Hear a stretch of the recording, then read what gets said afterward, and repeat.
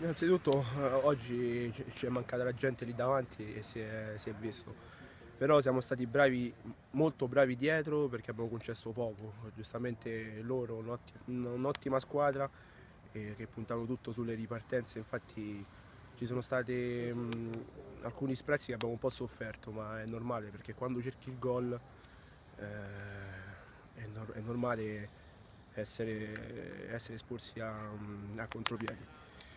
E va bene così, veniamo da un periodo no, un mese no, diciamo, però questa vittoria ci fa passare un buon Natale.